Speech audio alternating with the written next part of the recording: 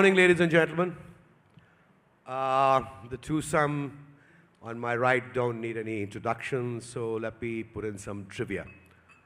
How many of you know that we could have lost Mr. Kachru to True Hotels because he wanted to become a restaurateur at one time and wanted to bring some great restaurant brands to India? Thankfully for us, it didn't happen.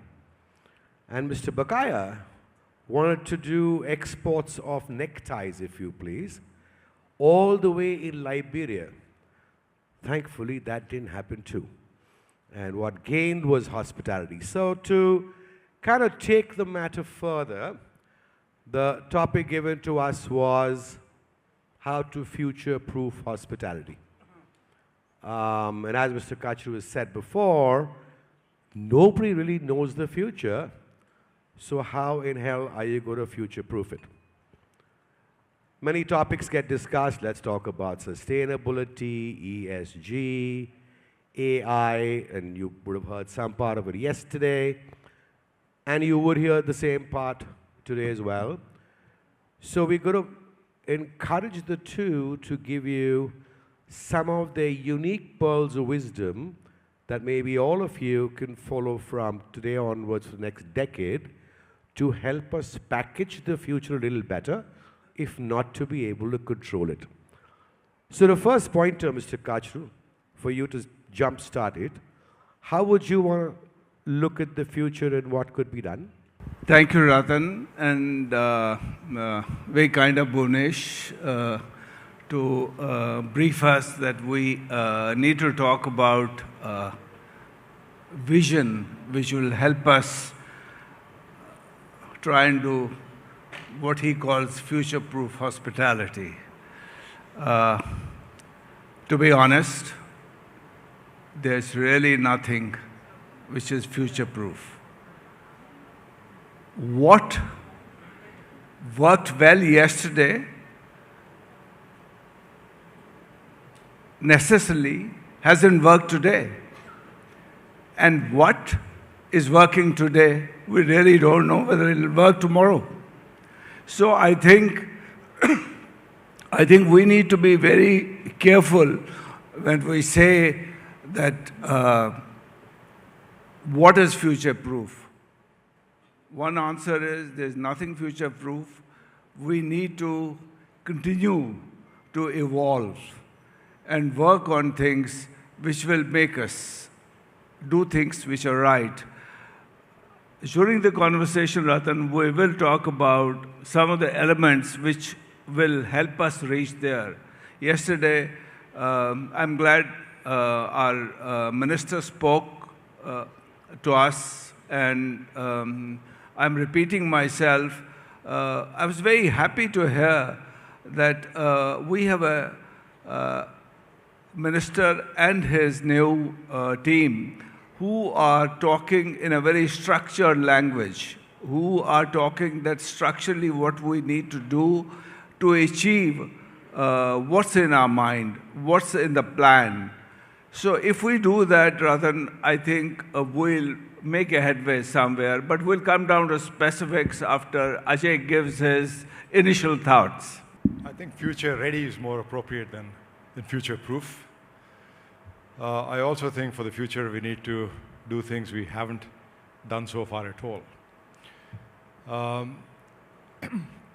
From my point of view, there are thousands of kilometers of highways coming up in the country. They will need thousands of lodging places. And we haven't yet made a start in that area at all. I think with the levels of stress, more than evident with the kind of money that all the mental health professionals are making at the moment, you will need people to get away to for a day, for a weekend, for a short stay, 3-4 hours driving from their home, which means 3-4 hour driving from any large city. We haven't got much of that yet. So I think what we need to look at is a mushrooming of things we haven't done at all so far. I would hope that we can hold our government bodies to greater accountability. We've never been able to do that, and I'm not sure what the formula is. KB, you've been there for the last many years. We haven't hit it off yet, but you know, beyond talk, and we've seen lots of things, lots of good things happen over the last 10, 20, particularly the last 20 years. But we need a whole lot more. And I think it can only come if there is a body that is really accountable. So it's not just talk and plans, but what have we achieved in 6 months, 1 year, 2 years, or a 3-year period? So I think those are some of the things we need to work towards. If so you're going to picking up future-proof. from that, the minister as well as Mr. Billa yesterday mentioned that for once a minister is holding them accountable to a business plan. So that's good to know. That things are being looked at a more corporatized level. I would think many decades ago, the hoteliering or hospitality industry in the US just took off exponentially when highways were made. They took off exponentially when movement of goods was enabled because the road was very large. The same thing's happening in India, as Mr. Bakaya just said. And what led to it is small hotels and motels came into play. About the Indian hotels kind of control that market. But it also needed, in my opinion, a change in the way of thinking, because most of us think we need to work with or learn to operate large hotels. But there is a whole business around motels and smaller hotels that I think is an opportunity staring at our face. And because the access between airport stations, quality, is going to go up much higher, I would hope that that's another segment that starts to get looked at. But coming back, over and above what you said about the minister and what Ajay said about holding the government responsible and maybe how, could there be a couple of clear thoughts, Mr. Kachru, on a few things that you would advise everybody here to work with the other side, which could have some tangible benefits? I think our industry has to take a little bit more ownership. We should not always be on the other side of the table and asking for things. I remember a quote, what Kennedy said, don't ask what you want. Please tell us what you can do for the nation.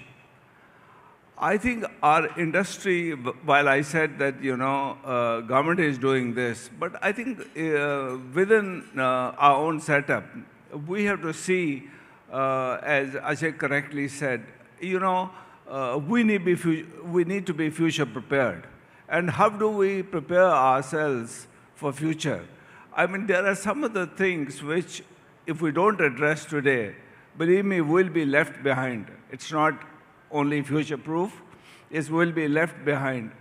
I mean, while we talk about specifics, look at our problem in terms of talent. Yesterday, during various sessions, everybody spoke about growth, how we're moving quick, and this is the only area where all international companies are looking at possibilities more and more. But where are the people? And what are we doing as an industry for those people? Are we preparing ourselves? I think some steps have been taken, but they're not good enough. We need to work very closely on talent development and positioning of hospitality. There are a lot of youngsters here who may not be aware of it, but there are some people in the bracket of aging youth.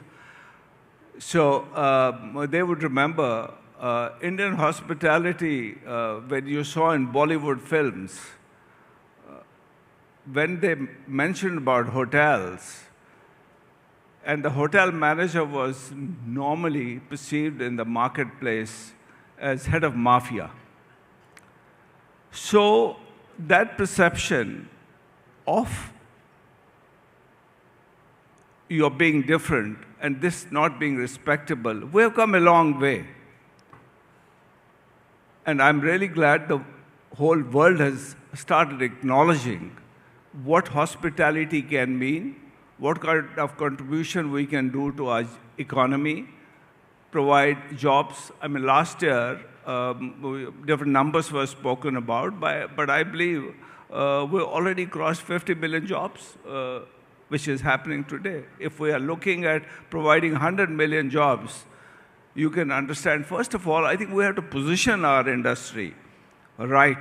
We have to get it its due respectability. And if we want to move ahead, we need to ensure one thing which is very, very critical for all of us is that we get right people at the right place at the right time. And each stakeholder here is responsible in delivering that. Social barriers, I think all of us, the leadership here, they need to go and talk about hospitality industry. They need to go and meet people. They need to go to hotel schools. It's really shocking that number of seats in the hotel schools are going free. We don't have enough people wanting to join our industry. So that whole perception has to change. I think this is one of the things which we need to address, because talent, if talent is not there, I mean, other issues, whether we're talking about destination and creating a proper infrastructure, just by building hotels, I don't think we will achieve what we want to achieve, unless the connected infrastructure is not developed at the same time. You can't have an airport without hotels. You can't have roads where you don't have motels, you don't have restaurants, you don't have gas stations. So all this has to be developed in a structured manner. I feel if we talk about essentials, we should emphasize on our policies, on people, on where we want to position ourselves. These are some of the key elements I would say are very essential, Rattan. Ajay, want to add to it? I'm going to go backwards a little bit. KB, while you say, what do we do for the country? I think we're doing lots. Anyways, we're stretching ourselves. We've been doing that for years and years and years. We can achieve a lot more if we have the state and the government working alongside us and pushing us forward and vice versa. Now, let me put myself in the bureaucrat's chair. Hotel associations, hotel representations are heavily loaded with hotel owners. Hotel owners, by definition, have to be polite to the bureaucrat. There's no other way. You can't be demanding, you can't be aggressive. You say, okay, can you please help me, sir? But as a bureaucrat, I've seen hotels have developed over the last many years, irrespective of all the problems, all the woes we come out with, that life is miserable and we're not making any money, etc., etc., etc. We're all paying more taxes, we're all hiring more people, we're all building new hotels. So what's a big deal? But if we can go and say to them, we're talking about a different paradigm altogether. Forget the regular growth of 10, 15%. We're talking about putting 1,000 hotels where they haven't existed before. It's a different ballgame altogether. And I think we need to demand on the other side that if there is such a thing as a business plan, it's not only a word-of-mouth business plan. It gets put on paper, gets communicated. It's not a one-year plan. It's a 3, 4, 5-year plan. It gets checked every quarter for what we've achieved. If we can get that sort of thing going for this country, we're getting somewhere. And I think we need people like Bhuvanesh and the press to help us convey that message more aggressively. I agree, Ajay. I think to stretch it a little further, I think we have to really talk about, as Ajay said, we have done a lot in the last 20 years, 30 years.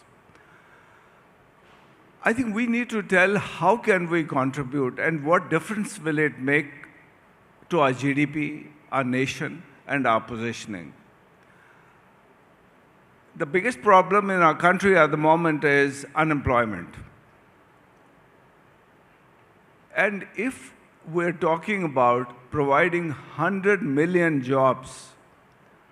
We actually will be taking care of close to 50% of the total employment. We need people like Bhunesh. We need a press to talk about it, what our industry can do. And we need to channelize our efforts in that direction. So if I could pick up from there, let me go back a little bit on history from what Mr. Kachru started off with in terms of skilling and reaching out and social barriers. How many of you, and you're probably not the age group to even have heard of a person called Rai Bahadur Ahmed Oberoi, when he was setting up what is today the Oberoi New Delhi and then called the Intercontinental, he actually went to homes in the suburbs of Delhi. He was convinced that ladies had a warm home in working in hotels. And he went family to family in certain communities and explained the job role, and almost, if I was to use the Hindi part, to say, give me your daughter, I will look after her, and I will employ her, and I will give her a career and a lot of self-esteem. If he could do that at that time, and this was 60, 61, 62, why aren't we able to reach out as company heads, brand heads, outside of the catering colleges, but go back to the communities and explain what the industry can do? And most people don't seem to understand that even if you spend 3-4 early years in the industry because you've got the role, it's very difficult to get away, trust me. And then the industry also gets you to be job ready for other industries too. So it's a bit of a circular benefit. And like Ajay said, I think we need to raise the ante on explaining to the government where we can actually buffet and take employment to a different level, but it needs some kind of not just support, but to lose this ethos which is, at the end of the day, hotels is sin. And I think that part needs to be broken with them quite consciously, because every new person who comes, the underlying piece seems to go back to it. But coming back, sir, there's so much of the government piece on skilling. There are so many of these, portals that have been established, I believe, 150 entries or whatever. It's a good endeavor, but we've all been doing similar for a long time. How can that be enhanced? I'll come back to it. I think the onus is also on the industry. I don't think government alone can tackle something like this with Nidhi portal and, Natwar and his team doing it. I think we as an industry have to do something. I'm happy to inform all of you that Hotel Association of India has recently launched. We're working on mentor-mentee programs. I want that all of you as leaders should take it upon yourself that if the top man mentors 5 people and the flow goes down from top to bottom, you are creating succession plan at every stage. And I think industry should take a lead for this. Government is doing, and we will help them, whether it is Hotel Association of India or FHRI or CII, everybody will help them. But what I'm saying, what you people can do, I don't think anybody else can do. You have to have that mindset that you need to, you don't need to feel insecure. The problem at one time was, you wanted to keep a lot of it to yourself because, I want to feel secured. India is growing so fast. There would be enough opportunities for everybody. So the more you give, the more you will get back. So that, I think, would be my request to all of you. Rattan, I think on the people front, which is really our largest challenge at the moment, again, we've got to look outside the box. I think all of us have got our thinking shoes on. Some of us acted a little, some a little more, but we're all going to sort of toe the line. And my thing is, now rather than 10 people tell people what we need from them, you've got to go around to people and say, excuse me, you're not available for an 8 or 9 hour shift. What times are you available to work? Can you give me 3 to 4 hours, 3 days a week, 4 days a week? When does it work for you? Morning works for you, afternoon works for you, evening works for you. You need more and more people where you sit down to a restaurant, somebody comes along and says, I'm Rajni or I'm Santosh, and I'm your server for the evening. I'll take care of your table. And this person does not have to be a permanent employee of the hotel. There's really no need. There are people to just give you basic courtesies and coordinate with the chef and put food on the table. So I think we've got to change. The shortage of people is at the grassroots level. We need more people to make beds. We need more people to serve tables. We need more people to be in the lobby checking in, checking out people. And there are lots of positions we've traditionally had, which are 8-hour positions, where the person really doesn't have more than 2 hours of work to do. So those have to go. Secondly, we are still in that scenario of heavily tiered structures, where you have to have a manager for everything. I was at one of my hotels yesterday. We own the hotel. And he said to me, the GM, I was sitting with him, said, no front office manager for the last 2 months. I said, okay. So I said, who is officiating as front office manager? Who does the work? Oh, he said, we're training the housekeeper to also handle front office, and I'm putting in an hour a day. So I said, fine. Don't go ahead and hire a front office manager anymore. Handle it that way. If you can put in an hour a day and we can avoid a position. So we've got to remove the layers. Too many layers in India. Too many people want titles more than anything else. So even a 50-room hotel has to have a front office manager, a food and beverage manager, an executive chef, a chief engineer, a financial controller. It doesn't work.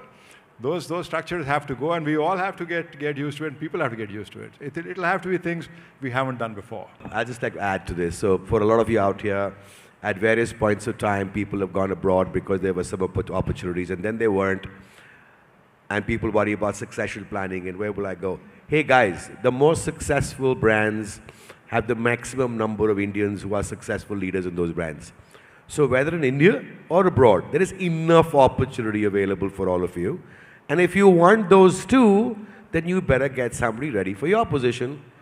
Because if you want to go there, you can't do it unless you have somebody to replace your position. So that's as much part of your life and your role and your responsibility instead of blaming the company or the environment. For some of the younger, mid-level, general manager level, raise your hands if you say you enjoyed this business tremendously. Yeah? How many of you do? Can you give yourself a great cheer and therefore tell people around how wonderful it is and how wonderful it has been for your personality development that you never thought would happen. But to close out, some closing thoughts, Mr. Kachru, on one more pearl of wisdom from you and one more from Ajay, different from what we've said so far, which can help them go back and say, okay, that's my job from today. One more part of my job, task, and responsibility. Just one from each. I don't know. I think I'll circle back on this. I think for me, I think positioning, being a mentor, and a special request to the leaders here, don't wait for the problem to occur.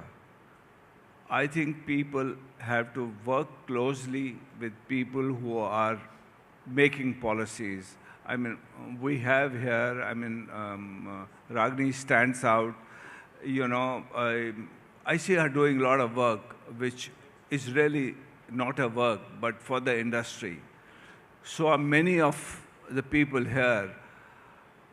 I think what has happened is we are expecting others to be proactive and we to be reactive.